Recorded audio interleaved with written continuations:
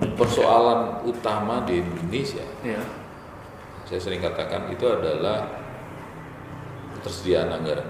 Ya. Ya. Hmm. Dan makanya kemudian Hmm.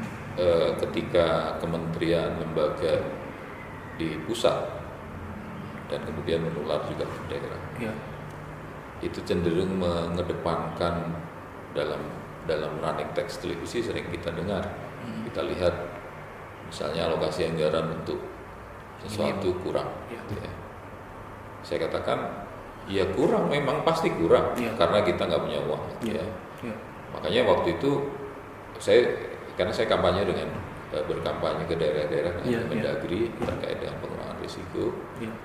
Saya katakan, saya kasih contoh misalnya pada saat Pak Dirman memimpin perang gerilya, ya, les kedua gitu ya. Andai saja saat itu Pak Dirman menyampaikan ke Bung Karno, saya akan pimpin perang gerilya, tapi tolong belikan saya tank, pesawat, senapan, mesiu. Mungkin sampai sekarang kita belum merdeka. Ya. Ya. Untungnya Pak Dirman tahu keterbatasan sumber daya itu, dia hanya berpikir kita kerahkan sumber daya yang ada. Ya. Pada konteks atau pada perspektif ketersediaan sumber daya dan keperluan Ya.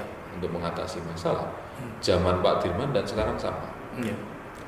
Terlalu banyak masalah yang harus diselesaikan, Ya. terlalu sedikit SDM yang kita Ya. miliki, Ya. sumber daya secara keseluruhan. Nah, sehingga kemudian yang harus kita lakukan sekarang adalah memanfaatkan secara optimum sumber daya yang kita miliki. Ya. Di situ ketika kita bicara itu, di situ persoalannya. Karena apa? Karena benturannya adalah benturan ego sektoral. Ya. BMKG ingin dapurnya sendiri hidup, Ya. Benar. gitu kan? Nanti kementerian lain juga Ya. demikian. Ya. Sehingga bahkan antar kementerian kalau di pusat atau antar dinas kalau di daerah itu tidak saling kemudian bahu membahu gitu ya, untuk bekerja bersama, tidak. Nah, itu yang menjadi persoalan. Kalau kami secara ini mengkritisi, pernah juga menyampaikannya secara langsung kepada BMKG. Pada konteks teknologi, kita membangun, katakanlah misalnya tsunami early warning system. Ya, punya di sini nggak ya? Mestinya ada beberapa sesi, lupa. Itu kita keluar biaya yang sangat besar, ya. Gitu ya, dari tahun 2008. Ya. Misalnya katakanlah buoy yang kita dapat ada 22 dan sama sekali belum pernah berfungsi sekalipun sudah hilang. Kemudian versi yang pertama itu adalah versi 1 yang seolah-olah diberikan secara cuma-cuma oleh Jerman. Yang kemudian ikutannya adalah BMKG harus membeli versi kedua yang jauh lebih mahal, karena mereka menjual secara black box, kita nggak bisa membongkar. Ya. Kemarin untuk operasionalnya, maintenance-nya saja itu perlu 15 miliar per tahunnya, versi kedua. Nah, pada kondisi seperti itu pasti kita akan selalu tergantung dan kemudian akhirnya apa ya? Tidak mungkin melakukan inovasi yang sifatnya adalah padat modal, teknologi misalnya, gitu ya. Itu tidak pernah akan efek. Di daerah serupa soalnya. Yang disampaikan adalah misalnya oleh BPBD gitu ya, alokasi anggaran untuk penanggulangan bencana kurang. Ya sama.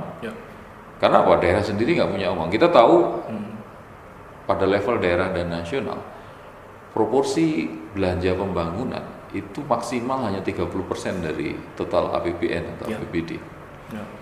Dan 30% itu kemudian kalau di daerah harus dibagi umumnya lebih dari 30 SKPD. Nah, ketika kemudian cara pengelolaannya adalah bagi-bagi seperti itu, SKPD tidak satu dengan yang lainnya juga tidak terhubung gitu. Maka yang terjadi adalah tidak ada satupun yang sebenarnya diraih. Gitu. Nah, itu yang saya khawatir sebenarnya. Pada level nasional juga serupa seperti itu. Gampangnya kalau Mas sempat ke daerah gitu ya, bagaimana BNPB kemudian BMKG membagi-bagikan misalnya sirine yang banyak sekali sebenarnya tidak lengkap komponennya sehingga memang tidak berfungsi dari awal dan sebagainya. Semuanya menjadi semata-mata seperti proyek itu tidak sama sekali berorientasi kepada tujuan. Nah, pada konteks yang seperti itu, maka saya sangat setuju kalau sistem peringatan dini itu dikembangkan justru desentralisasi dan basisnya itu adalah basis kemampuan sumber daya di daerah. Lokal, sangat lokal. Terserah mereka mau pakai apapun, tapi karena apa? Tujuannya bukan semata-mata mengembangkan sistem, tapi juga kemudian dengan demikian kita berharap keterlibatan aktif masyarakat. Karena itu menjadi kunci sebenarnya. Saya mempelajari misalnya kejadian 12 April 2011, dua gempa raksasa, dua gempa besar di Sumatera bagian utara itu ya, 8,6 itu. Ada misalnya 6 shelter di Aceh. Itu hanya satu yang dipakai. Hanya yang lain kosong. Dengan berbagai penjelasan alasannya dan sebagainya. Sirine sendiri ada yang berfungsi, ada yang tidak. Saya pelajari di Padang, itu ada laporannya sebenarnya. Ada. Sudah baca ya. Nah, kasusnya selalu seperti itu. Gitu. Nah, itu kemudian saya sendiri ketika terlibat terus terang sih agak setengah hati ketika terlibat dalam merumuskan draft kepres segala macam itu, karena itu tadi gitu, ini arahnya kemana sebenarnya ketika kita menghadapi kenyataan di lapangan seperti itu. Nah, yang saya khawatirkan sebenarnya adalah politik anggaran itu. Jadi BNPB sendiri sebenarnya dia lembaga yang berawal dengan kata B, badan, yang dalam konstitusi lembaga yang berawal B itu fungsinya adalah koordinasi, bukan fungsi teknis. Nah, tapi dia seolah-olah ingin bermain secara teknis karena memang kemudian di situ anggarannya barangkali besar. Nah, itu yang menjadi persoalan beratnya gitu. Kalau Mas lihat misalnya upaya untuk sebelum sampai ke peringatan dini aspek pertama yang harus kita lakukan kan kajian risiko. Kan? Di Undang-Undang 24 sudah ditegaskan bahwa pemerintah daerah wajib membuat itu. Dari tahun 2008 sampai sekarang baru sempat dibuat 2 kali, yaitu tahun 2014 dan kemudian 2018. Dan itu pun bukan pemerintah daerah, itu dibiayai semua oleh BNPB dengan alokasi yang pertama alokasi anggarannya kecil, pengawasannya juga tidak cukup baik, sehingga kemudian versi yang 2014 misalnya itu satu konsultan dia harus mengerjakan 4 kabupaten berbeda, dan satu kabupaten alokasinya hanya sekitar 900 juta untuk semua ancaman. Sehingga kemudian di laporannya itu kalau dengar cerita teman-teman di daerah, masa laporan untuk Kabupaten Bantul masih ada kata Sleman. Mereka copy paste. Pasti itu. Ketika di 2018 itu diulang lagi, maka yang terjadi adalah sama seperti itu, bahkan jauh lebih buruk dari itu. Waktu itu Pak Sugeng sampai sangat kecewa dengan hasilnya. Kita tidak bisa melakukan apa-apa sebenarnya ketika kajian risiko yang kita lakukan itu sebenarnya kita lakukan dengan main-main. Nggak organik dari instansinya, tapi dilempar ke pihak ketiga. Pihak ketiga yang sesungguhnya tidak mampu pada satu sisi gitu. Nah, di situ titik lemahnya, karena hasil itu kan nanti yang akan digunakan untuk semua gerakan berikutnya kan, perencanaan penanggulangan bencananya, apakah itu warning system atau segala macam basisnya itu. Understanding the risk-nya. Nah, ketika itu dilakukan dengan seperti itu, maka saya pernah mengkritik habis ketika rapat dengan Bappenas, ada Pak Suprayoga Hadi saat itu, ketika rapat itu ingin membuat benchmark untuk menetapkan perencanaan 2020-2024. BNPB mengeluarkan angka-angka tentang penurunan indeks risiko. Nah, itu. Kan? Kemudian bahkan mereka mengklaim saat itu 2016-2017 itu turun 38, sekian, 2017-18 itu turun 12, sekian. Yang saya tanyakan dari mana angkanya? Bagaimana menghitungnya? Seolah-olah memberikan sebuah tampilan yang enak dilihat, tapi sebenarnya omong kosong semua gitu. Nah, ketika ini digunakan untuk itu, apa maknanya sebenarnya gitu? Nah, semua permainannya sekarang seperti itu di atas sana itu yang benar-benar mengecewakan. Gitu. Nah, itu yang saya nggak tahu. Makanya, misalnya katakanlah saya sendiri di sini berusaha kemudian mengembangkan sistem early warning yang basisnya adalah mobile, gadget misalnya. Ini Winara Halindo. Ini untuk gempa terutama tsunami yang silent earthquake, tsunami earthquake, yang guncangannya lemah tapi dia sebenarnya gempa besar yang bisa memicu tsunami.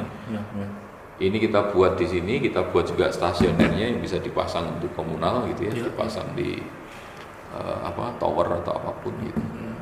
Dan yang bahkan yang komunal itu harganya mungkin hanya sekitar 2 juta, 3 juta gitu. Nggak terlalu mahal, di sini bisa install semua. Karena itu tadi, pertama adalah mempertimbangkan ancaman. Kalau konteksnya tsunami, saya melihat lebih dari 50% wilayah pantai Indonesia yang punya ancaman tsunami. Tsunami-nya semuanya bersifat short lead time. Dalam waktu 10 menit atau kurang dia sudah sampai di pantai. Sehingga kalau INATE EWS masih perlu waktu 5 menit paling cepat untuk proses akuisisi dan pengolahan sehingga keluar informasi itu, maka itu nggak berguna untuk masyarakat yang di wilayah ini. Kita perlu sistem yang lain. Nah itu yang supaya kita nggak sekarang misalnya katakanlah kemarin misalnya kejadian Selat Sunda atau sebelumnya Palu, saya mengkritik habis menulis di koran segala macam. Mereka beralasan bahwa itu tidak dipicu oleh gempa sehingga mereka tidak tahu. Oke, kalau seperti itu selesaikan semuanya sekarang. Maksud saya selesaikan semua sekarang, jangan kemudian sekarang dibuat warning system untuk tsunami yang dipicu oleh aktivitas gunung api Krakatau misalnya.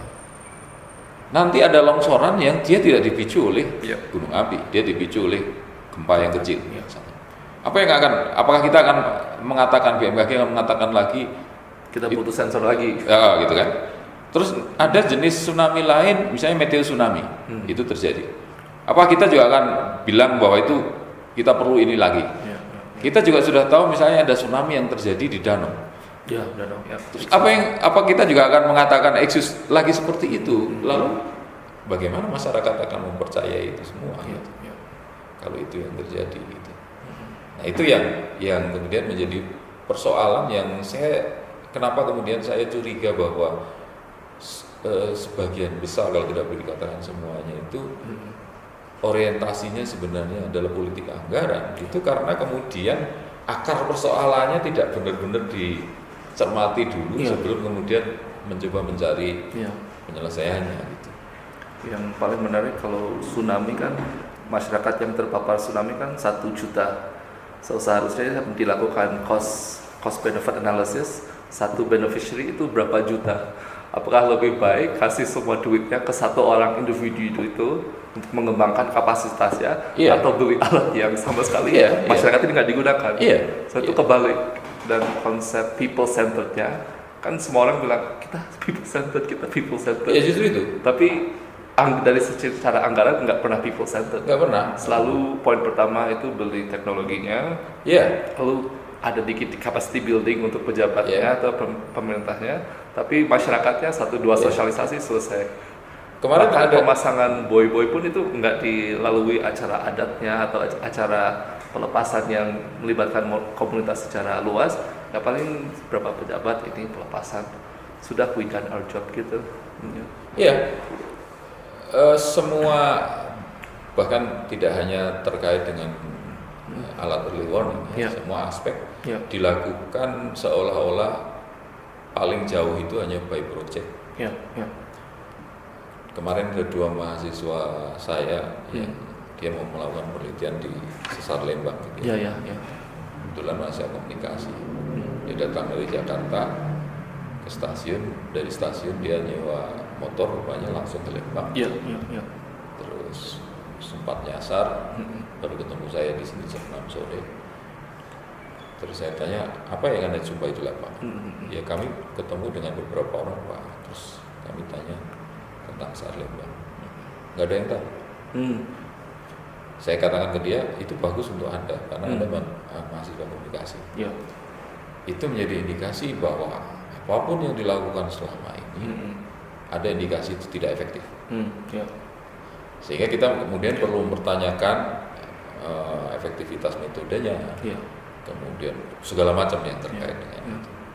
Karena gerakannya ya itu tadi serupa dengan yang lain. Gerakannya adalah gerakan proyek, gitu. Gerakan yang sifatnya adalah menghabiskan anggaran saja gitu. Dan kalau yang berdasarkan voucher kan itu risk communication-nya kan centralized. So setiap kali ada kejadian yang akan jadi spokesperson-nya itu orang-orang itu aja, sudah ketahuan siapa yang sering muncul gitu. Padahal kejadiannya itu di lokasi bukan wilayah kekuasaan mereka.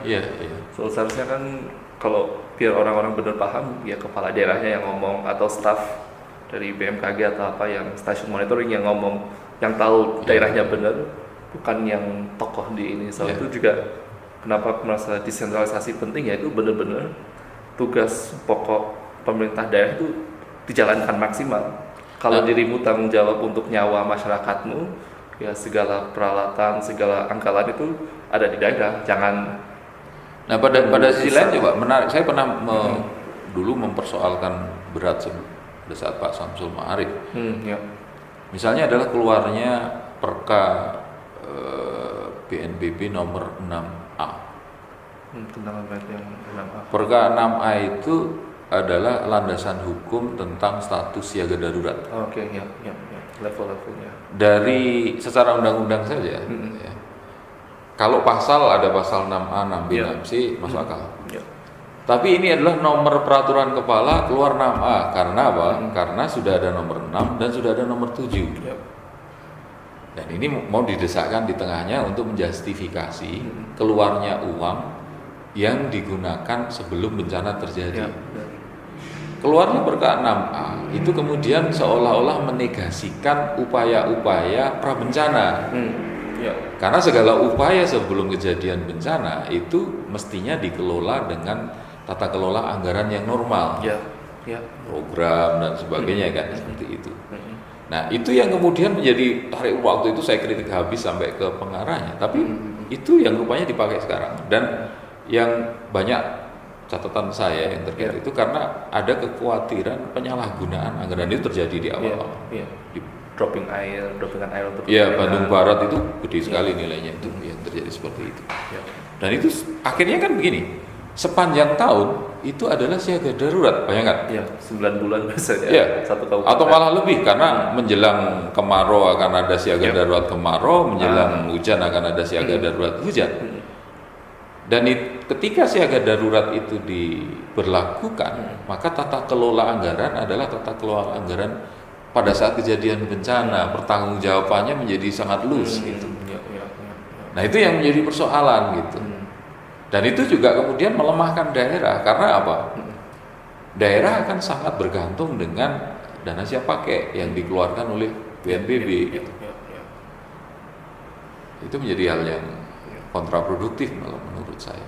Sama ada perka yang terbaru setelah Gunung Agung itu tentang dalam keadaan tertentu di mana itu kita bisa mengeluarkan dana setelah masa rehabnya selesai. So waktu itu ada jeda waktu so nggak meletus tapi tanggap daruratnya sudah habis, lalu mau diperpanjang pakai alasan nggak ada alasannya, itu langsung dikeluarkan perka biar dana tetap bisa keluar untuk dalam keadaan tertentu itu ada perkanya. Ya justru makanya justifikasi seperti itu yang kan gini, kita punya Undang-Undang 23 2014 terkait dengan pemerintahan daerah. Saya sering katakan begini, semangat dari undang-undang itu sangat baik menurut saya. Karena apa? Karena seolah-olah, kalau dalam kalimat yang sederhana saya katakan, seolah-olah kita ingin membangun 514 Singapura di Indonesia. Desentralisasi. Persoalannya kemudian untuk membangun 514 Singapura, maka kita perlu 514 Lee Kuan Yew yang harus ada di setiap daerah itu. Ya. Nah, karena kalau kita memang berniat memulainya, kita dorong sekalian. Tapi BNPB melakukan gerakan yang sebaliknya, di mana dia malah ingin kemudian Tampil. BPBD itu menjadi institusi vertikal. Kalau dia menjadi institusi vertikal, daerah akan melemah pada konteks upaya untuk penanggulangan bencana, gitu ya, perlindungan masyarakat dan sebagainya. Kalau dengan waktu itu Kemendagri mengeluarkan standar pelayanan minimum. Ya, akhirnya itu turunan dari itu. Ya, itu gimana pendapatnya tentang standar pelayanan minimum itu, khususnya di bagian peringatan dininya, apakah sudah on the right track atau masih ada yang kurang dari? Pasti akan kurang karena dia tidak bisa disebut secara terpisah, jadi dia masuk di dalam ketertiban dan ketentraman masyarakat. Karena dia harus masuk di salah satu pasal yang terkait dengan Satpol PP dan sebagainya. Tapi kalau kita lihat semangatnya, dan kalau semangat itu dipahami, persoalannya ada di situ, karena di daerah kompetensi itu yang menjadi persoalan. Kalau semangat itu dipahami, sebenarnya itu mencukupi. Dipahami itu dalam arti gini, dipahami bagaimana cara mengimplementasikannya, dan dipahami bagaimana, ini yang lebih sulit, mengelola anggaran yang terbatas untuk memenuhi itu. Kan di situ ditegaskan bahwa penanggulangan bencana itu adalah masuk pada urusan wajib terkait layanan dasar. Artinya itu harus dilakukan. Nah, pada konteks pemerintah daerah harus dilakukan, itu mereka langsung mengkaitnya adalah ke uang. Itu persoalan. Itu persoalan. Dan di situ karena apa? Karena keterbatasan anggaran tadi. Padahal sebenarnya harus dilakukan itu tidak selalu mengkait ke uang. Saya dari tahun berapa itu kampanye tentang itu. Misalnya gini, saya contohkan. Waktu itu pertama kali saya sampaikan ke Bantul, ke Kalaks BPBD-nya, Pak Dwi, sampai sekarang juga masih dia. Pak Dwi, Bantul ancaman tsunami-nya, ancaman bencananya salah satunya adalah tsunami. Sekarang kalau misalnya Pak Dwi datang ke masyarakat, mengajak masyarakat untuk melakukan tsunami drill, tapi Pak Dwi mengatakan mohon maaf karena kami tidak punya anggaran di BPBD, jadi kami tidak bisa memberikan uang makan siang atau uang transport. Kira-kira masyarakat mau nggak? Ya nggak mungkin, Mas. Zaman sekarang kayak gitu. Terus gimana, Mas? Ya susah. Oke, sekarang gini, Pak. Kalau gini caranya, Pak Dwi tahu Dispora, Dinas Muda dan Olahraga, setiap tahun kegiatannya adalah ngadain lomba lari atau jalan cepat atau sepeda santai atau apapun yang kaitannya dengan itu. Itu tusi mereka, dianggap tusi. Pak Dwi sekarang datang ke kepala dinasnya, kemudian mengatakan kepada kepala dinasnya, boleh bantu kami untuk upaya pengurangan risiko. Gitu. Mungkin kepala dinasnya akan menolak seketika karena dia merasa bahwa itu bukan tusi dia, dia tidak bisa melaksanakan anggaran. Tapi katakan enggak, saya nggak akan minta uang sedikit pun dari. Terus gimana cara membantunya? Satu hal saja, tolong rubah rute lomba lari atau jalan cepat atau maraton atau itu dari pantai ke Bukit Penyelamatan. Itu adalah upaya menjalankan itu tadi tanpa mengeluarkan anggaran yang tanpa mengeluarkan sama sekali, atau kalau mengeluarkan tidak terlalu besar gitu. Ada konsep yang menarik itu kan, run to be fit dan ada run to survive, itu yang bisa konsep menarik yang bisa dimainkan. Nah, yang kalau misalnya peserta lomba lari melewati rute evakuasi, mereka akan melihat ada rute evakuasi. Sampai di titik finish ternyata itu adalah tempat evakuasi sementara gitu ya. Maka mereka tahu juga. Yang nonton juga mungkin tahu, yang jualan juga mungkin tahu dan sebagainya. Nah, ini yang tata kelola ini yang tidak belum menjadi kompetensi teman-teman di daerah. Sehingga kemudian 30% yang sudah sangat kecil dibagi-bagi lagi menjadi katakan 30 atau lebih SKPD. 30 lebih SKPD itu kemudian ya kalau kita potong hanya 30%-nya karena 70% adalah operasional, udah sangat kecil, habis gitu. Sehingga kemudian ya sudah, nggak ada sesuatu yang bisa dilakukan di sana gitu. Nah, upaya-upaya kreatif, upaya-upaya cerdas yang demikian ini yang perlu tanamkan. So untuk bagian inovasi untuk teknologi kan pertama di decentralize kan, yang paling bagus itu ke proses desentralisasi teknologi, sudah ada desentralisasi currency, data itu semuanya sudah decentralize, bahkan nggak perlu ada satu center untuk mengaturnya, sudah bisa cloud computing segala macamnya. Kalau kaitannya dengan privatisasi teknologi peringatan ini tuh gimana pendapat? Privatisasi yang seperti apa maksudnya? Seperti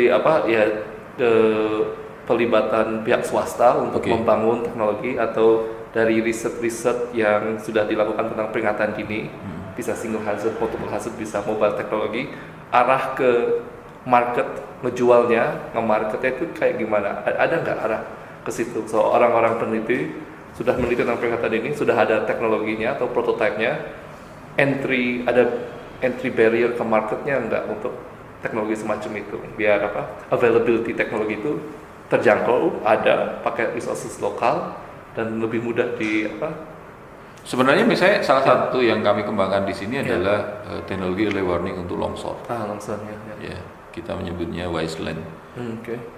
Sekarang sudah ada versi yang mobile untuk proses perlindungan rescuer ketika longsor sudah terjadi supaya tidak ini.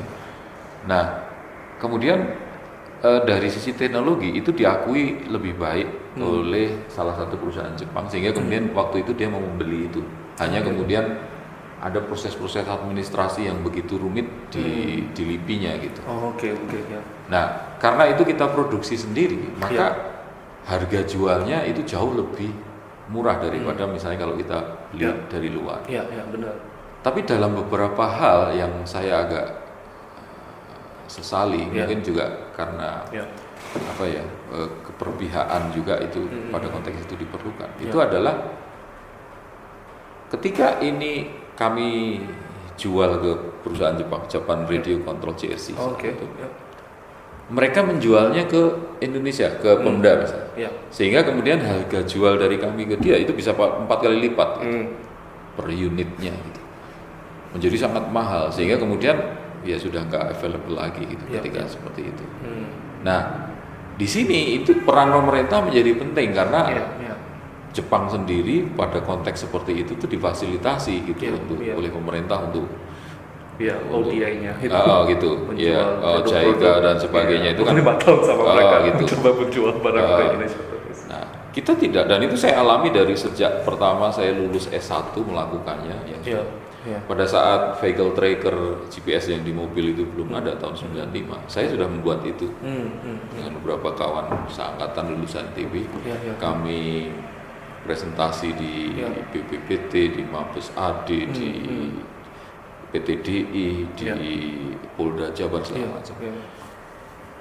Tapi hanya ada justru yang paling positif, respon yang paling positif itu kami terima saat itu dari Bluebird Jakarta. Waktu itu konsultannya orang Australia. Dia bilang ke kami, ini bagus. Tapi pertanyaan kami, bagaimana kami bisa mempercayai Anda yang newcomer? Karena harus membuktikan ada pernah jual dan reputasi gitu kan. Respon yang mengecewakan misalnya kami terima dari justru BPPT yang saat itu sudah mengikat kerjasama dengan Bimantara, BPPT dan Polri untuk membuat alat serupa itu. Jadi ketika kami presentasi di situ mereka bilang, pertama pertanyaannya adalah, ini orang asingnya siapa? Nggak ada Pak. Seniornya siapa? Nggak ada. Terus terakhir mereka bilang, oke, kalau gitu nanti kami ikut aja.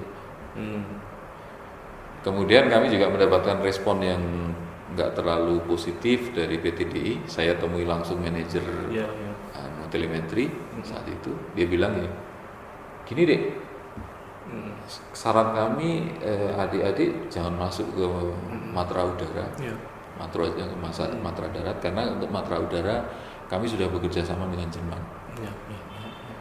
Nah, konteks serupa itu terjadi terus di Indonesia sampai sekarang. Sehingga upaya untuk mendorong pengembangan teknologi dan sebagainya itu menjadi satu hal yang sangat berat.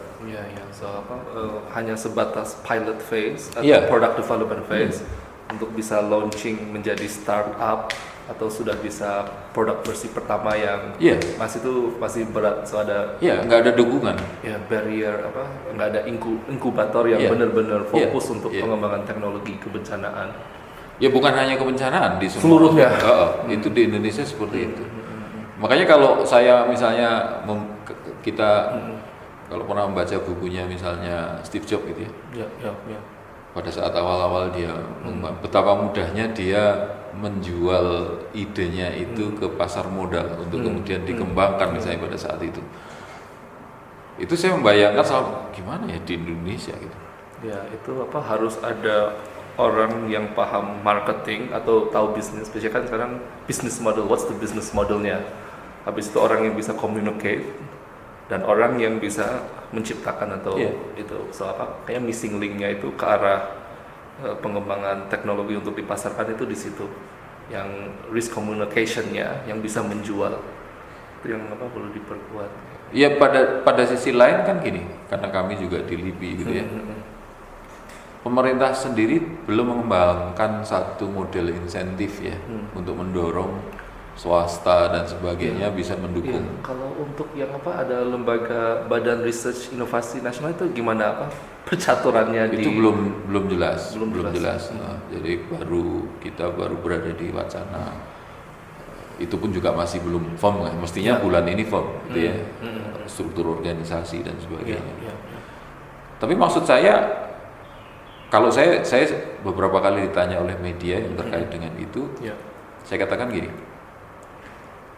ketika kita berusaha membentuk lembaga, maka sebenarnya yang kita sedang lakukan, saya menilainya adalah sebuah political gesture. Karena kalau kita memang benar-benar semata-mata ingin memfokuskan diri pada pembenahan substansial, fundamental, kita tidak perlu membentuk lembaga. Kita bisa benchmarking misalnya seperti yang dilakukan oleh Amerika, bagaimana mereka membangun ipteknya gitu. Kebijakannya adalah meletakkan uang pemerintah itu hanya di 2 kementerian, yaitu Kementerian Pertahanan dan Energi, yang risetnya memang paling frontir. Semua bisa mengakses ke sana sepanjang memenuhi program yang mereka buat gitu. Dan yang menarik sebenarnya kan dari riset saya, dari total anggaran IRD Amerika, alokasi anggaran pemerintah itu hanya 16%. 84% itu adalah swasta. Dan 16% pemerintah itu hampir semuanya diletakkan di riset dasar. Swasta mengambil porsi di riset pengembangan dan riset maju. Karena apa? Ya itu bisa dijual. Gitu loh. So untuk ranking universitas dari Times itu juga menghitung berapa dana funding dari industri untuk membiayai research. Itu kalau itunya sudah bagus, berarti rankingnya akan semakin tinggi. Kalau persoalan kemudian kan ada di situ kemudian gitu. Jadi makanya saya katakan, kalau upaya langkah pertama itu adalah membentuk lembaga, saya khawatir pasti itu adalah hal yang tidak substansial. Nah sekarang terbukti begitu lembaga BRIN yang dipersoalkan di awal kan tentang seolah-olah pemerintah sudah mengalokasikan 24 triliun tapi tidak ada hasilnya. Padahal dari 24 triliun itu sebenarnya 70% adalah operasional, 30% baru yang digunakan. Nah kemudian persoalan lainnya adalah banyak lembaga itu mempunyai landasan pendirian undang-undang yang tidak bisa ditarik kecuali Presiden mau berunding dengan DPR. Nah, akhirnya yang tidak mempunyai landasan undang-undang hanya Perpres itu hanya LIPI dan BPPT. Tahun ini 2020, total anggaran LIPI dan BPPT sudah termasuk operasional. Itu hanya sedikit lebih banyak dari 3 triliun. Itu sudah operasional. Sangat terbatas. Jadi 20, katakanlah kalau kita anggap masih sama sekitar 24 triliun gitu. Maka 20 triliun itu nggak tahu ada di mana, yang tidak bisa ditarik ke BRIN gitu loh. Nah itu kan yang tadi saya katakan itu. Nah pada konteks yang seperti itu sekarang sebenarnya kalau kita benchmarking ke Amerika tadi, yang dibutuhkan adalah satu, barangkali malah sebuah deregulasi atau apapun yang kaitannya dengan itu, yang bisa mendorong swasta untuk terlibat di dalam RED. Itu yang Ya, karena ya katakanlah kalau Ya. kita nggak usah sebesar Amerika sampai 80%, kita bisa mendorong sekarang sampai 30% saja swasta terlibat. Itu sudah sangat luar biasa. Termasuk tentunya adalah pada aspek kebencanaan Ya, karena ya. akan didorong Ya. untuk industri kebencanaan misalnya gitu. mulai dari decentralized lebih fokus ke centralized, decentralized yang ke arah dapat dukungan dari pasar atau market. Nah, yang terakhir itu berkaitan dengan crowdsourcing atau crowdfunding, so untuk penelitian, untuk inovasi terbaru. So sekarang kan generasi milenial kan lumayan cukup aktif kan, the youth sudah mulai mikirin bencana, sudah ada UN Inspire segala macamnya. Kalau dapat Bapak kedepannya ini dengan peran youth untuk peringatan dini itu bagaimana? Sudah ada yang mulai muncul nggak? Anak muda yang mulai perlu di peringatan dini atau sudah memikirkan teknologi ke arah bagaimana memanfaatkan teknologi yang terbaru, ya gitu nggak? Saya belum melihat, artinya produk yang cukup katakan sophisticated, cukup signifikan terkait itu dari anak-anak muda. Mungkin juga itu perlu dorongan ya supaya engagement mereka itu menjadi lebih baik pada konteks itu, pengetahuan mereka juga menjadi lebih baik, awareness mereka lebih tinggi terkait itu sebelum kemudian mereka bisa terlibat. Tapi satu hal yang menurut saya perlu menjadi perhatian kita pada konteks yang sifatnya sudah keekonomian, katakanlah pada zaman sekarang gitu yang milenial seperti ini, dan kita berharap anak-anak muda. Persoalannya masih serupa dengan sebelumnya bahwa kita juga berkompetisi dengan anak-anak muda dari luar sana yang juga berpikir tentang hal yang sama, sehingga kemudian ada persaingan itu. Justru misalnya tadi yang saya sudah tahu informasinya itu ada universitas yang kemudian bekerja sama dengan Google kalau tidak salah, yang akan mengembangkan teknologi yang itu menjadi services atau layanan di dalam, mereka akan bekerja sama dengan perusahaan-perusahaan komunikasi gitu ya, untuk membangun itu. Nah, sekarang kan challenge-nya menjadi sangat besar. Karena kalau yang dikembangkan oleh anak-anak muda itu kemudian harapannya bisa digunakan secara luas, maka di samping kehandalan dari teknologinya, dia juga kemudian mendapatkan challenge harga.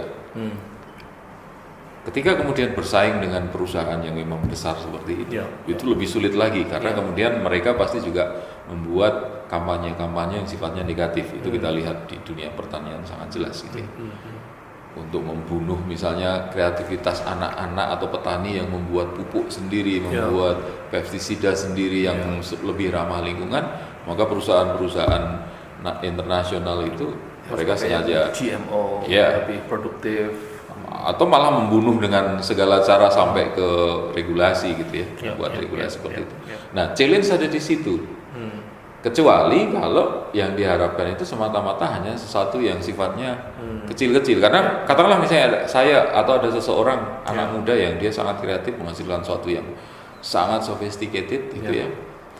Tapi dukungan di sekitarnya untuk membuat dia bertahan dan kemudian menjadikan itu sesuatu yang bermanfaat lebih luas, bahkan secara ekonomi tidak ada gitu. Support grupnya ya. Maka itu menjadi sesuatu yang memang sangat berat. Nah, di situ sebenarnya konteksnya menjadi sangat menarik kalau bagi saya dari perspektif kami yang ada di LIPI atau saya setidaknya gitu ya. Karena gini, salah satu alat kompetisi yang paling efektif itu adalah pemahaman terhadap sains. Karena kalau kita tidak memahami sains, mungkin kita sangat kreatif, sangat inovatif, tapi itu sifatnya adalah kreativitas saja, sehingga kemudian kita tidak bisa beyond teknologi yang ada sekarang itu mengembangkannya. Gitu. Sementara di luar sana mereka berlomba-lomba untuk melampaui itu semua gitu. AI, big data. Dan bahkan persoalannya riset di Indonesia kalau kita lihat, saya mencoba membongkar di Fintech sendiri. yang dikatakan sebagai riset selama ini di Indonesia, sebagian besar kalau tidak boleh dikatakan semua, itu sejauh-jauhnya adalah applied research.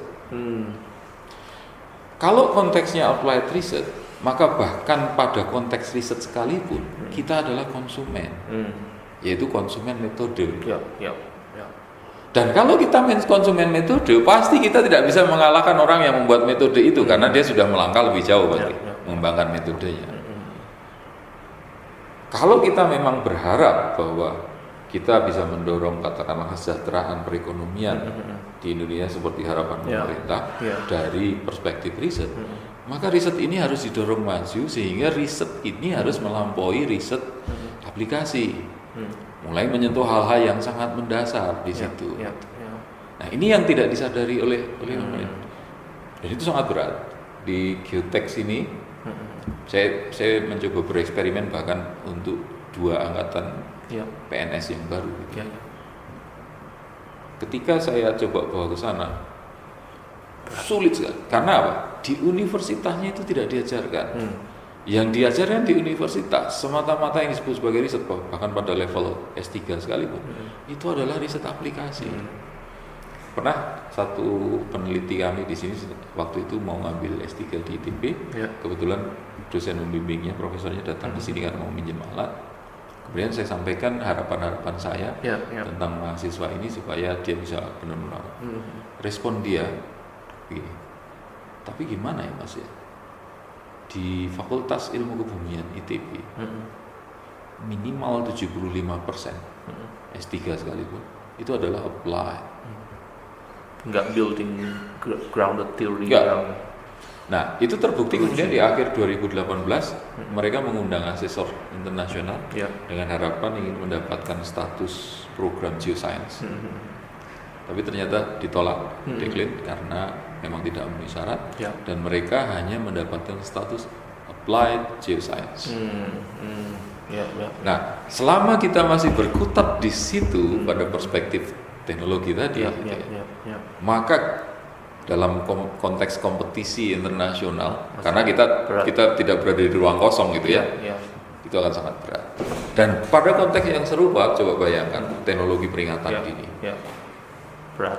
Saya mengembangkan ini juga bertempur dengan, nah kalau pemerintah sendiri tidak punya kepercayaan, jadi diserahkan saja semuanya ke pasar, dukungan kita tidak cukup kuat, gitu ya. Sementara misalnya pesaingnya adalah raksasa ekonomi entah siapa. Nah, yang terakhir tentang dana desa, pemanfaatannya untuk peringatan dini, pernah lihat nggak ada kasus itu atau dana desa untuk DRR lah? Kalau dana desa untuk DRR mungkin cukup banyak, setidaknya misalnya pembuatan jalur evakuasi yang seperti itu dilakukan gitu. Tapi ya sekarang kalau saya melihatnya pada level pemerintah kabupaten kota, mereka tidak cukup kompeten orang-orangnya untuk mampu mempergunakan anggaran itu seefisien mungkin, katakan untuk pengurangan risiko bencana. Akhirnya yang terjadi kan kemudian, katakanlah misalnya gini, contoh yang lain. BPBD di dalam Undang-Undang 24 disebutkan misalnya bahwa setiap individu berhak mendapatkan informasi dan perlindungan dari ancaman bencana. Eksekusinya itu adalah BPBD mengundang masyarakat, kepala desa, mungkin kepala desa, mungkin masyarakat umum. Barangkali dalam satu acara itu datang 200-300 orang. Mereka dikasih uang makan siang, mungkin transport dan sebagainya. Sudah, ya kan? Dengan cara seperti itu sekali acara mungkin mereka harus keluar entah 20-50 juta. Dan mungkin dalam setahun kalau bisa mengadakan itu sekali 2 kali itu sudah sangat bagus. Padahal yang harus dilindungi mungkin adalah ratusan ribu atau terus kapan akan selesainya kalau strateginya seperti itu. Saya katakan begini, tapi bayangkan kalau kita bisa misalnya melibatkan kantor agama, mereka adalah lembaga yang tidak terkait dengan penanggulangan bencana. Kalau kita seperti umumnya definisi anggaran yang disebut terkait itu adalah lembaga yang diberi hak untuk menggunakan anggaran untuk melakukan kegiatan itu. Tapi oke, kita tidak memikirkan itu, tapi kita memikirkan nilai strategisnya. Di Indonesia mungkin setidaknya 90% masyarakat seminggu sekali itu datang ke tempat ibadahnya. Mungkin sebagian besar di masjid barangkali ya. Kenapa kita tidak melihat masjid menjadi focal point yang penting dalam konteks itu? Jadi alih-alih kita mengundang orang datang dan harus menyediakan uang makan siang atau apapun itu tadi, kalau kita bisa mendapatkan izin untuk memasang sesuatu di dinding masjid atau tempat ibadah lain, atau setidaknya kalau nggak boleh di halamannya, sekedar tulisan misalnya saja, jihad itu mudah, buanglah sampah di tempat. Sedekah itu mudah, tanamlah pohon. Maka setiap orang akan terpapar itu setidaknya dalam setahun barangkali 50 kali. Nah itu free. Itu tidak dilakukan. Saya katakan waktu di Cilacap misalnya, Dinas Pariwisata setiap tahun mengadakan ritual atau upacara sedekah laut. Dan itu dihadiri kabarnya lebih dari 20.000 orang. Tapi yang sadar dengan banyaknya kerumunan orang itu selalu saja adalah hanya pabrik rokok. Mereka pasang rambu, jarum atau apa. Tapi nggak pernah BPD misalnya memasang misalnya jalur evakuasi atau katakanlah misalnya ayo kita siaga tsunami dan sebagainya yang terkait dengan itu. Padahal kalau mereka harus menghadirkan sendiri 20.000 orang, berapa biaya yang harus diperlukan misalnya. Konteks itu yang tidak terjadi. Dan acara seremonial di laut kan juga consciousnya masyarakat zaman dulu untuk mengingat bahwa laut itu daerah yang berbahaya. Makanya kita harus menyembah atau kasih sejajan untuk mengingat. Tapi pada lupa bahwa saya kan membuat lihat nggak video yang di YouTube saya yang tentang apa? Dongeng Southern South Sea. Belum. Itu tentang jadi hasil riset saya di selatan Jawa karena saya menemukan bukti tsunami raksasa 400 tahun yang lalu dan kaitannya dengan Ratu Kidul itu. Nah, yang saya inginkan banyak sekali lokasi di sepanjang selatan Jawa itu yang setiap tahun menyelenggarakan upacara itu. Labuhan dan segala macam. Kita tetap bisa melakukan itu, tapi kita kemudian sedikit mengemas dan merubah kontennya gitu. Ritualnya tetap sama dan sebagainya gitu ya. Malah kalau kita mau membuatnya sebagai destinasi wisata misalnya seperti di Jepang, itu bisa menjadi sebuah festival yang berseri entah dari barat ke timur atau timur ke barat karena banyak tempat menyelenggarakan itu gitu. Itu juga tidak dimanfaatkan gitu. Itu juga menarik kalau dikaitkan dengan wisata kan, tourism di coastal area yang bagian selatan. Itu kalau di Jogja kan ada Ratu Kidul. Kalau ke Lombok dikit ada Mandalika, Putri Mandalika. Walaupun ceritanya dia menyelamatkan bunuh diri lalu selalu ceritanya seperti itu, serupa seperti itu. Tapi ya itu tadi kemudian kompetensi dari pemerintah daerah untuk melihat hal-hal itu dan memanfaatkannya untuk tujuan-tujuan itu yang memang harus digarap. Kalau makanya istilah saya adalah PR kita ketika pemerintah sudah mengeluarkan undang-undang yang cukup ideal yaitu 23/2014 tentang pemerintahan daerah. PR kita sekarang adalah menghadirkan Lee Kuan Yew. Kalau Lee Kuan Yew terlalu tinggi, katakanlah menghadirkan Risma di 514 kabupaten kota. Kalau itu leadershipnya yang paling berat. Governance-nya. So bukan hanya teknologinya yang salah kaprah. Justru teknologi itu mestinya adalah faktor yang paling belakang ketika manusianya ini sudah diinikan. Saya selalu kalau dalam konteks pengurangan risiko bencana kalau Anda baca tulisan-tulisan saya di koran, yang saya selalu sasar itu adalah manusianya. Karena teknologi kita lihat di Jepang yang paling mudah gitu ya. Mati juga. 2011 ya kan? Karena apa? Sains sendiri baru dia relatif dan dia sebenarnya secara prinsip kan sains itu selalu tidak lengkap. Karena dia akan berproses terus, sehingga pemahaman juga akan tidak lengkap. Nah, kalau dari pemahaman yang tidak lengkap kita membuat sesuatu, kita harus sadari bahwa sesuatu itu bisa salah. Gitu. Ya, benar. Sehingga kemudian kita tidak bisa bergantung kepada itu. Itu yang harus disadari juga oleh masyarakat. Karena kalau tidak, maka dengan mudah masyarakat mengatakan teknologi itu gagal dan saya tidak percaya.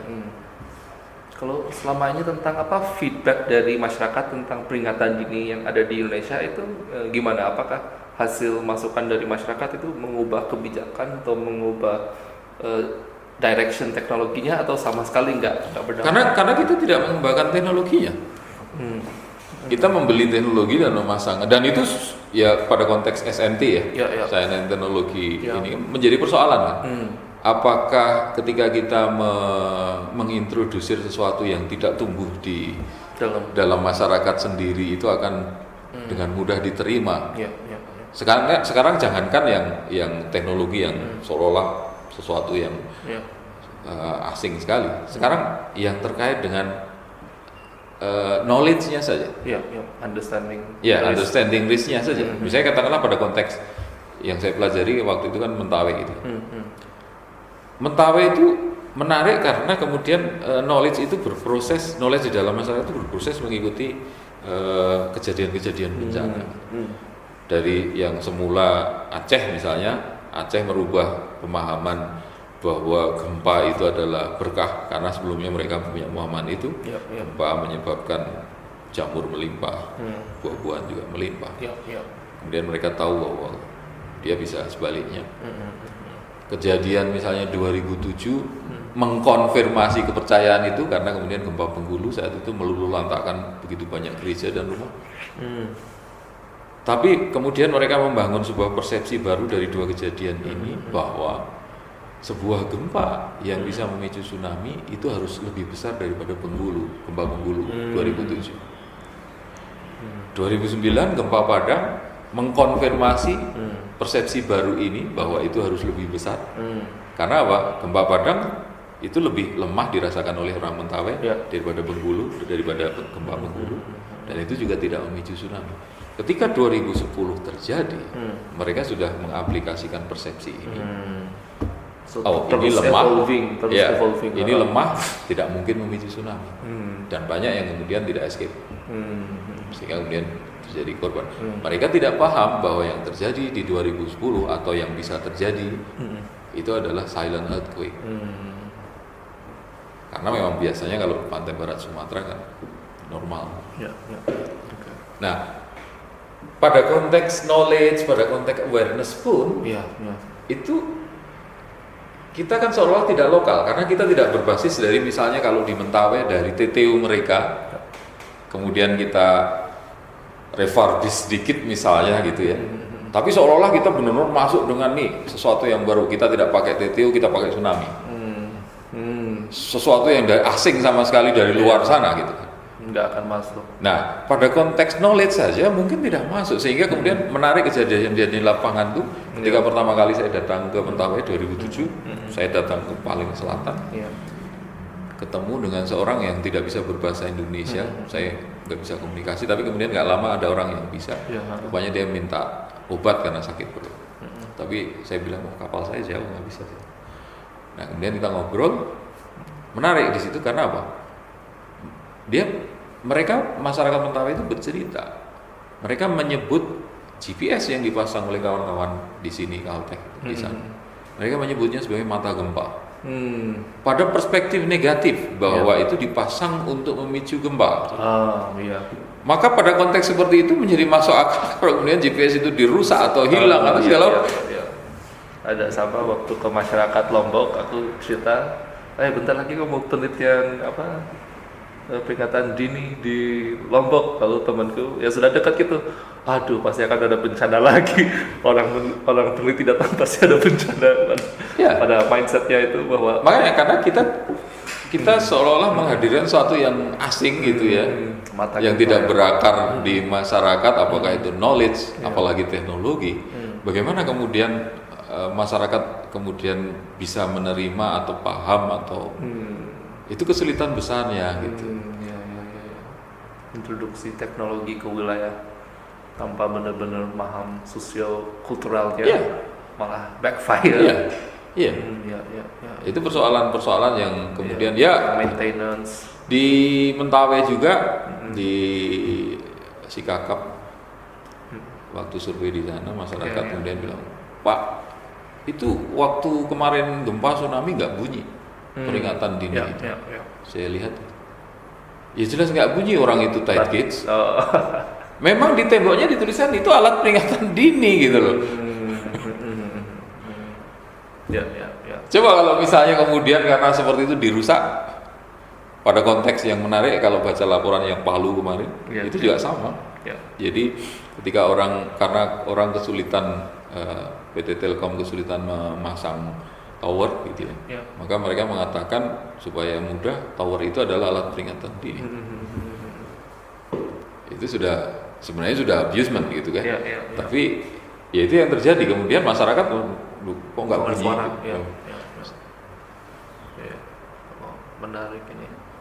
Aku juga di salah satu bagian penelitian itu kan melakukan observasi, mengamati hubungan antara the man and the monitor, dan monitor dengan sensor itu salah satu membaca alam. Sebenarnya yang kita lakukan orang-orang para pemantau itu ya membaca alam melalui screen gitu. Itu penelitian MIT kan melihat hubungan manusia dengan komputer. Nah, aku coba membawa penelitian itu ke ranah early warning the daily lives of para orang monitoring gitu. Biasanya kan kita cuma taunya, ini nggak berfungsi karena banyak yang meninggal, tapi kan ada daily lives-nya. Orang setiap hari nggak ada bencana 24 jam, itu kayak gimana melihat their daily lives itu dengan ada intrik politik dari atasannya, lalu melakukan pekerjaan di luar tupoksinya mereka, lalu pressure bahwa mereka nggak cuti-cuti karena harus menjaga itu. Ada banyak faktor dari secara daily lives-nya orang-orang yang memantau atau orang yang di peringatan dini yang sebenarnya itu pada belum paham juga. Nah, makanya kan behind the screen-nya. Kan gini, kita punya pilihan untuk menyelesaikan challenge itu. Pilihan pertama adalah apakah kita akan memahami persoalan kesulitan di masyarakat dan kemudian mencoba mengembangkan teknologi yang sesuai dengan itu, atau kita anggap teknologinya udah paten, kemudian kita merubah knowledge, awareness dan sebagainya di masyarakat. Dua-duanya punya tantangan yang besar, tapi tantangan yang kedua tentunya adalah terkait dengan biaya dan sebagainya, kan sangat besar. Nah, itu yang menjadi persoalan gitu.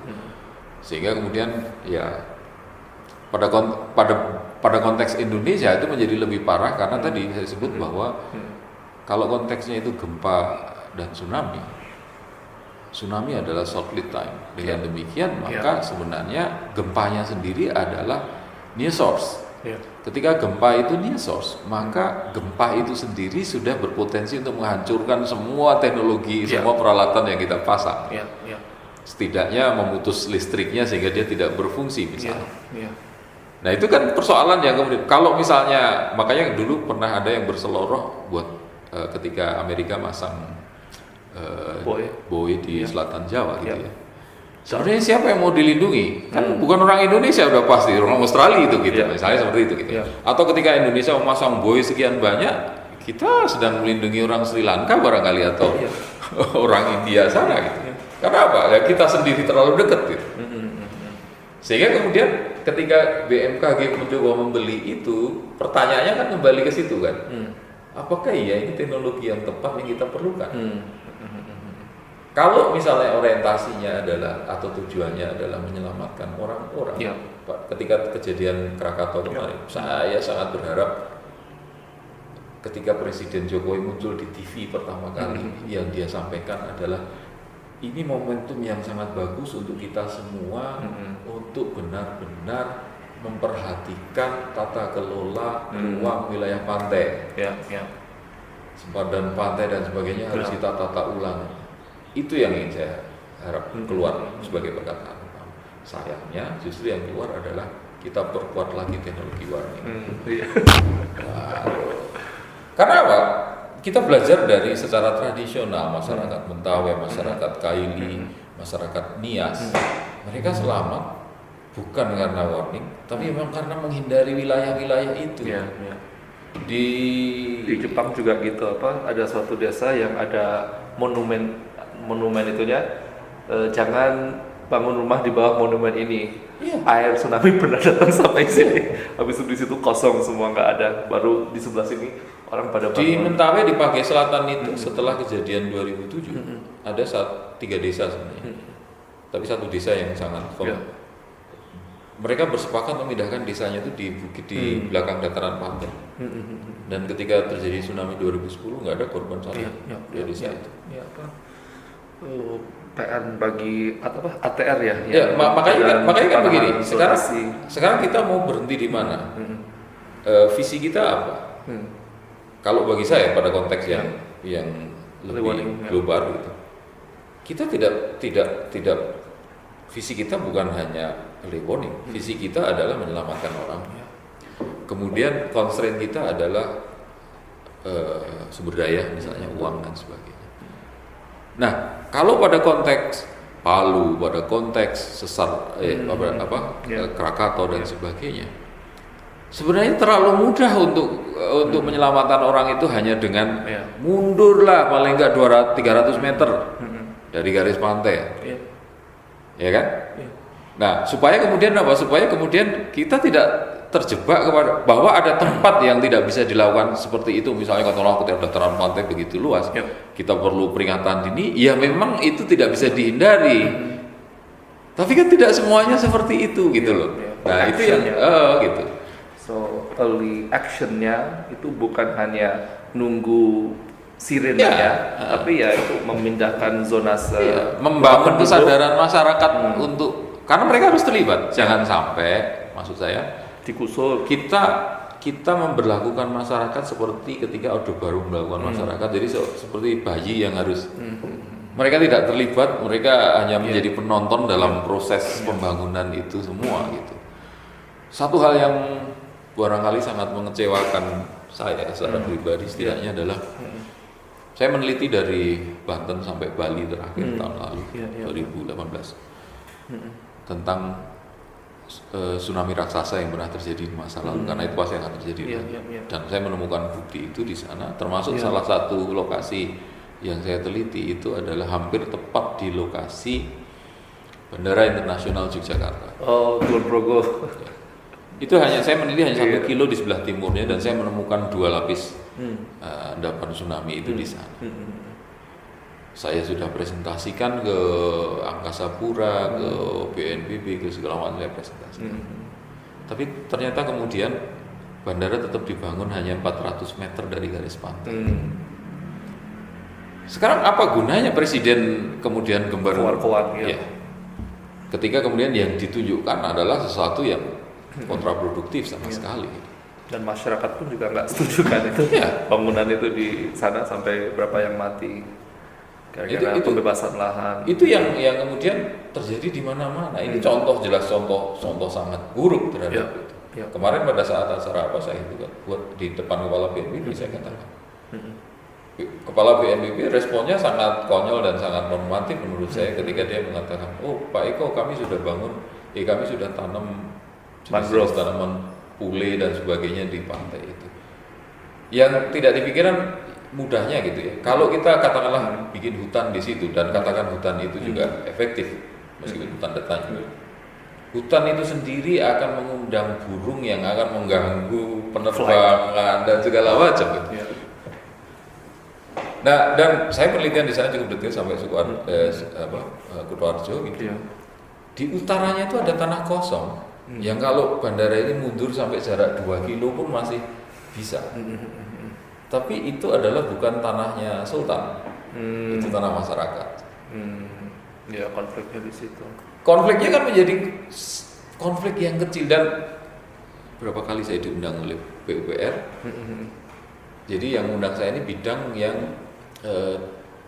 kepala bidangnya bilang ke saya, dia diberi tanggung jawab untuk menyiapkan segala infrastruktur pendukung bandara Kulon Progo.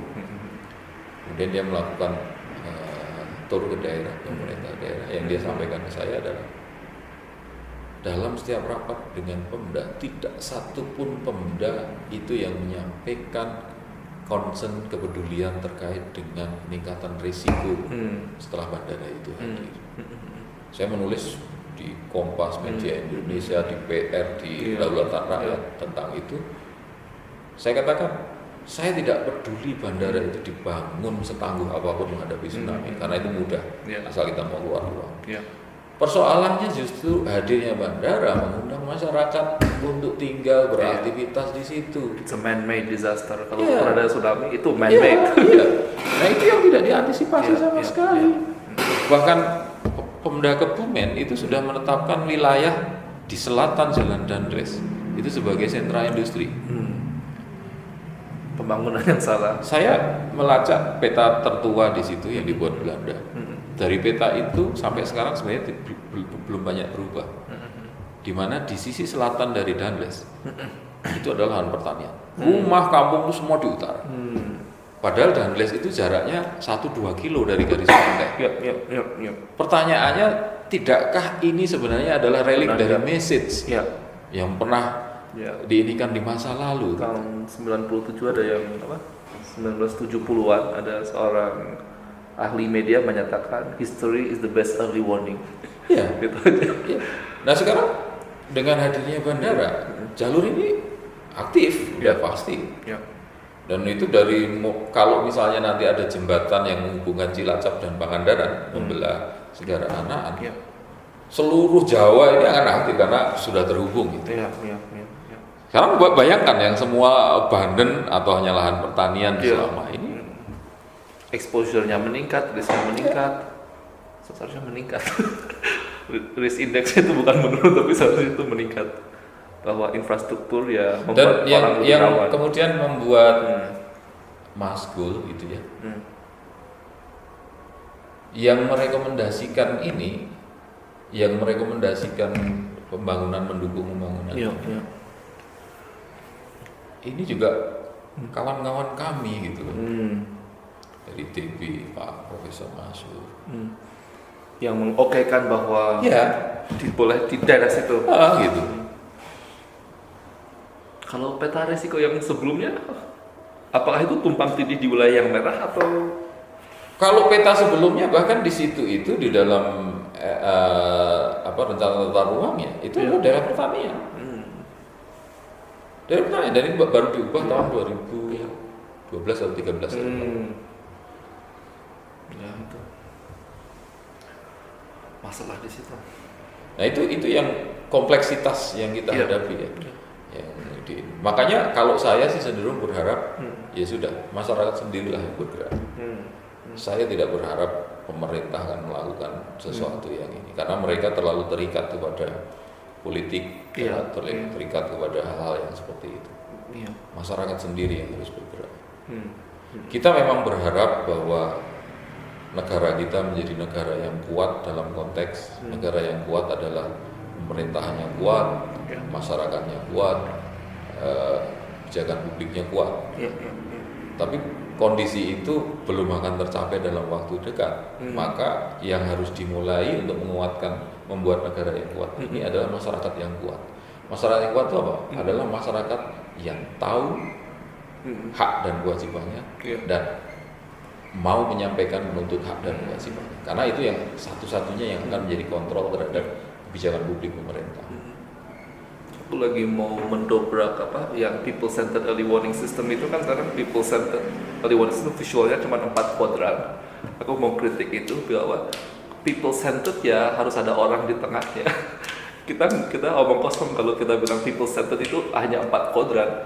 Kita datang ke desa bilang people centered ada 4 kuadran, nggak ada yang tahu. Tapi kalau kita bilang people centered itu orang yang paham, orang yang paham dari otaknya, yang memonitor pakai matanya, yang disseminate pakai mulutnya dan beraksi dengan kakinya atau tangannya, itu the real people centered early warning system. Iya, pada konteks yang terkait dengan itu, saya katakan dulu dengan Mas siapa itu? Pak saya dari ADB itu, saya katakan begini,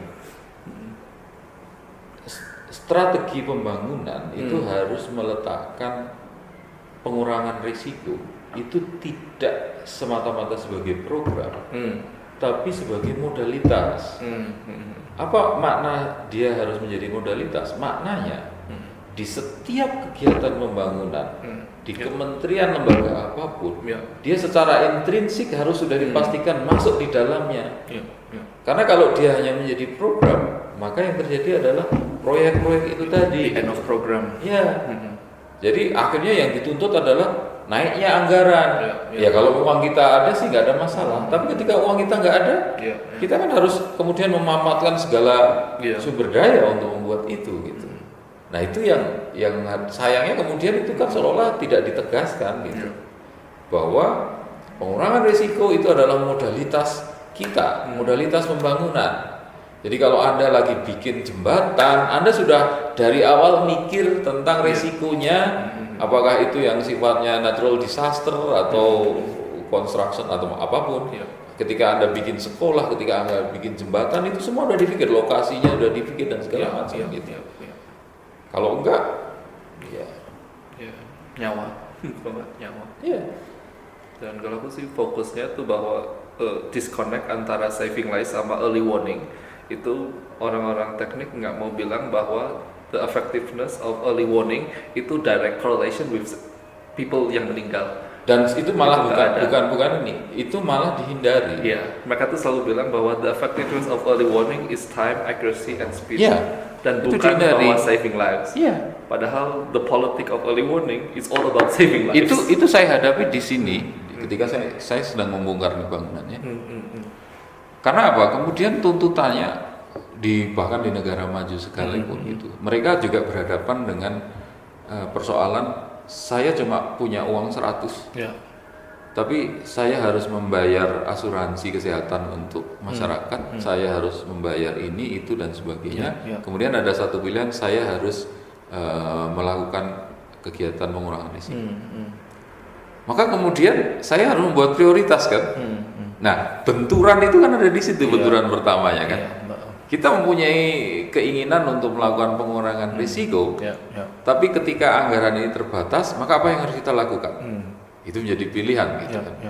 Nah, ini yang tidak disadari oleh para saintis atau teknologi yang kemudian seolah-olah pandangannya adalah positivistik lah gitu.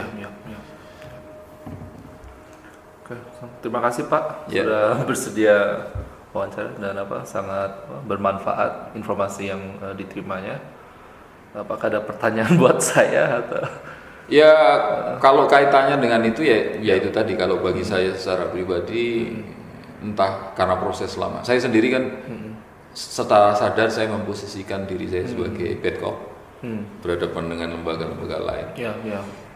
Saya tidak sungkan untuk menyerahkan sesuatu yang keras ketika berhadapan dengan mereka, sehingga bahkan boleh dikatakan oleh BNPB saya sedikit dipersona non gratakan gitu. Karena saya selalu mengkritik ketika berhadapan gitu. Nah, tapi dari proses itu yaitu tadi bagi saya adalah masyarakatlah yang harus saya utamakan. Kita tidak bisa berharap kepada pemerintah untuk karena mereka kompetensinya terbatas, segala macam itu. Terima kasih.